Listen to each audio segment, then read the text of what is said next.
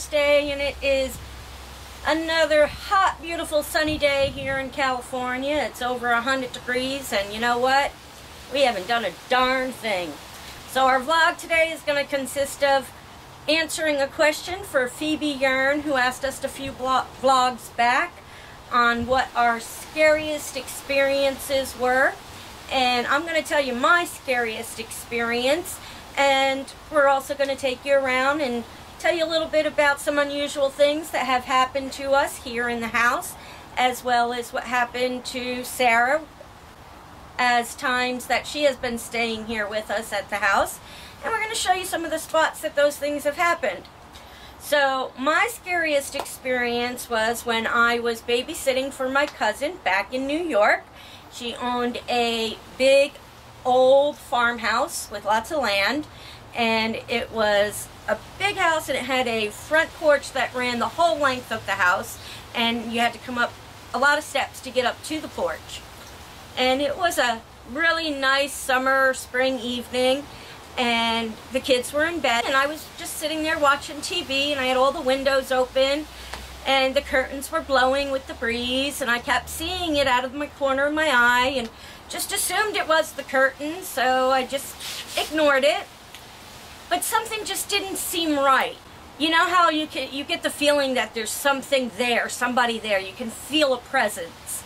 Like when someone walks into a room and you can feel the energy in the room change. So I got up and I looked out the door, and sure enough, I saw a woman dressed in Victorian style clothing, and she was just pacing back and forth on the porch. And just scared, I mean, totally scared me to death. I ran upstairs, and I stayed upstairs with the kids for the rest of the night until my cousin got home. Never told my cousin about this story at all. Never told anyone about this story. Well, many years later, I was sitting talking to my cousin Donna, and just casual conversation, and you know, she is into watching ghost hunters and ghost adventures and all that stuff, just like we are. And so I said, you know, let me tell her. So I told her about the story, and sure enough, she tells me pretty much she has had, well, almost the same exact experience several times, where in the winter time she would be looking out the window and she would be seeing her, what she thought her neighbor, be coming across her yard and waiting for her neighbor to come up onto the porch and knock on the door. So she would go to the door and open the front door expecting to see her neighbor, and sure enough, there would be nobody there, and there would not be any footprints in the snow or anything. So she has experienced the same thing that I had experienced there when I was 16 years old. She still lives in that farmhouse, and to this day, she still sees that woman periodically visiting the house. So that was my scariest experience. So now, let us tell you some stuff that has happened in this house. Psycho Sarah here has been one of my best friends for several years, and has been in this house many times, and has had a lot of stuff happen. A lot of stuff. I'm going to try and keep it short, though. The three weirdest things that I've had happen to me here was, first off, I was here by myself cleaning for Val one day, and I heard a baby crying upstairs. There's no babies in this house, none whatsoever. And then one day we were getting ready to go shopping, and we heard a little toddler playing ball upstairs and laughing, and like bouncing a ball upstairs on the hardwood floor. And again, there's no little children here. And the weirdest, scariest thing that's happened to me here in this house was I came over one night, and it was like, what, 6-7 years ago? And you weren't feeling good, and I went to go get something from upstairs, and I felt like I was being pushed down the stairs. Like something really did not want me to go up there at all. And there was no one around me. There was no one up the stairs. The lights were on, so it wasn't like I couldn't see anybody. There was just nothing there, but I was physically being pushed down the stairs, and it was just kind of a trip. There was that other time when we were hearing the energy vibrations from the computer that was completely shut down, unplugged, and it was like not turned on at all, and you hear this energy vibration going through the room from downstairs to upstairs. I was here spending the night, and I was gonna ask her something, and she was sleeping, and she called me upstairs, and she was like, "What is that vibration?" And I was like, "Holy crap! I'm not the only one who hears it." But the only other thing was seeing a silhouette of a man using the computer when the computer was not on. The computer was completely shut off. I turned the lights on, and the monitor was off. But man, I'm telling you, when I opened my eyes and I sat up because I saw the silhouette of a man sitting there on the computer, heard the keys clicking, saw the mouse moving, and I jumped up and I turned the lights on. Nobody there, and the computer's completely shut down, and I was like, oh my god. and it was unplugged. Yeah. Because it was making... I think you guys had just, like, moved stuff in there. Okay, so this is our master bedroom of the house here. Currently, my mother is staying here. But a couple of years ago, this used to be the spare bedroom. And Sarah spent the night here, a couple of nights actually. We had just thrown a bed in here, and there was a large desk with a desktop computer sitting on it. But it was not plugged in. We didn't have anything plugged in yet. So she just stayed here. The bed was over in this corner, the desk was over in this corner, and she said she heard something that sounded like an energy vibrating in the room. And she said she couldn't see anything, but she could tell that it was coming from the floor to the ceiling. She thought she was just losing her mind, but then Valerie called her and asked her, "What's all the noise?" She thought that Sarah was trying to do something in here, but she wasn't. Over here where the desk was and the computer, she said that late at night she saw what she said was a silhouette of a man typing on the computer, and she could actually hear the keys being depressed. She says it was just a silhouette, and so those were the experiences here. Okay, so there was another experience with me that happened in the house in this room. I wasn't feeling good one night, so I was just laying down here on the couch and not wanting to bother Kevin and letting him sleep.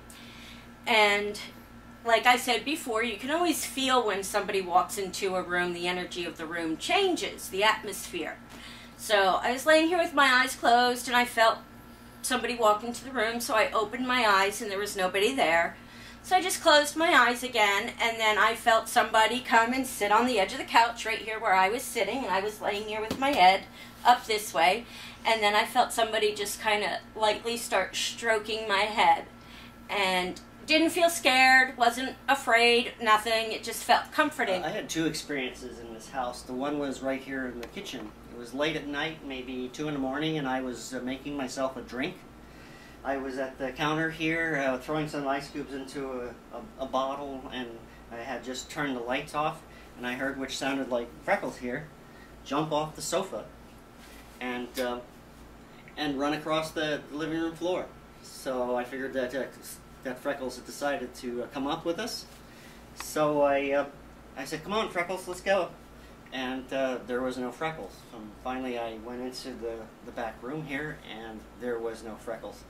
And I was coming back through the front living room, and Freckles came down the stairs, as he had heard me call.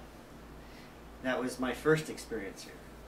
So my other experience was right here in this living room. We were moving in at the time, and we were moving furniture in and out of this room. I had walked into the kitchen, and I heard what I thought was Megan's yelling my name pretty loud, like she really needed something. So I dropped everything, I went running up the stairs, ran into Megan's room and to ask what's going on, and she wasn't there. I went running around looking for her. Finally, I came downstairs, and Megan's with Val, and I said, "What's going on? Why are you yelling for me?" And she said, "I haven't said a word to you." So that was early experience in the house. So something weird just happened to me here the other day. I was getting ready to go out the other morning, and I was brushing my teeth and fixing my hair and everything, and I washed my hands in the sink and turned the water off and stepped back to puff my hair and do some hairspray, and all of a sudden the hot water turned itself on. Not just the water coming out, but the handle itself was moved like that. And I was all the way back against the wall, and I know for a fact that I shut it off because you can hear it running. And when I shut it off, it was not making that noise. So that was just the other day. I do remember something else that happened in this house. Actually, Valerie reminded me when she was telling her faucet story. It happened the same day. I was taking a nap in the bed. This is a nice brand new memory foam mattress, and don't let them convince you that you can't feel anything when this thing moves, because you can feel everything. I felt like somebody sitting on the edge of the bed, and I immediately thought it was one of the cats jumping on the bed or Freckles walking around.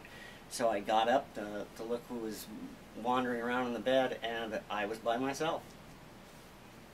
Okay, so another thing that happens very often in this house is, this is where I sleep, and I have a straight shot from where I sleep looking out my door and straight across the hall to Megan's door into her room when it is open.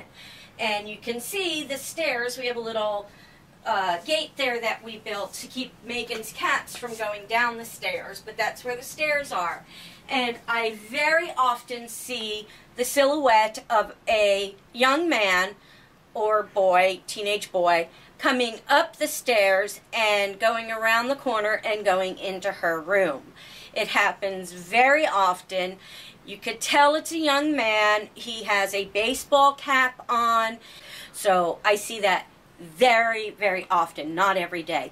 But I will have to tell you all that I feel 100% safe in this house, especially sleeping at night, because I sleep with Daryl Dixon. And he saves me from not only the zombies, but from all the ghosts as well. And her husband. And my husband. Because he just, you know. So Megan's not feeling too well today, so that's why she hasn't been in any of the vlogs. But she's here right now just to say hi to you guys. Say hi to you guys. Hi, guys. Alright, so let's have the shout-outs right now. We have a shout-out for Karam Sosa, who's graduating from college this Friday. Good luck to you. Have fun. Good shout-out for Jason Hubbard. We have a shout-out for Strong Passion 212. Tells us that our vlogs are the highlights of our day. We also have a shout-out from Kimberly Gaviner. I don't think I'm saying that right. Who sent us hugs and kisses from Journey. So guten Tag, and see you guys tomorrow. Thumbs up. Thumbs up. Hi, guys.